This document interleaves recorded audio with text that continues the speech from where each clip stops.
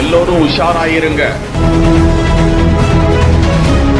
வங்கக்கடலில் ஏற்பட்டுள்ள காற்றழுத்த தாழ்வு நிலை. தென்கிழக்கு வங்கக்கடலில் அடுத்த 48 மணி நேரத்தில் குறைந்த காற்றழுத்த தாழ்வு பகுதி உருவாக வாய்ப்பு உள்ளது என்று சென்னை வானிலை ஆய்வு மையம் தகவலை பகிர்ந்திருக்கிறது. இதுகுறித்து அந்த மையம் வெளியிட்டுள்ள அறிக்கையில், தென்கிழக்கு வங்கக்கடல் மற்றும் அதனை ஒட்டிய பகுதிகளின் மேல் ஒரு வளிமண்டல மேலடுக்கு சுழற்சி நிலவுவதாகவும், அடுத்த 48 மணி நேரத்தில் தென் வங்கக்கடல் பகுதிகளில் ஒரு காற்றழுத்த தாழ்வு பகுதி உருவாகக்கூடும். இதனால் நீலகிரி, கோவை, ஈரோடு, சேலம், தேனி மற்றும் திண்டுக்கல் ஆகிய 6 மாவட்டங்களில் 6ஆம் தேதி இன்று ஓரிரு இடங்களில் கனமழை பெய்ய வாய்ப்புள்ளதாகவும், தமிழகத்தில் ஓரிரு இடங்களிலும், புதுச்சேரி மற்றும் காரைக்கால் பகுதிகளில் அடுத்த 7 நாட்களுக்கு லேசானது முதல் மிதமான மழை பெய்யக்கூடும் என்றும், 6ஆம் தேதி வானம் ஓரளவு மேகமூட்டத்துடன் காணப்படும். ஒரு சில பகுதிகளில் லேசான மழை பெய்ய வாய்ப்பு உள்ளதாகவும், அதிகபட்ச வெப்பநிலை 35 டிகிரி செல்சியஸாக பதிவாகும் என்றும், குறைந்தபட்ச வெப்பநிலை 27 டிகிரி செல்சியஸ் ஆகலாம்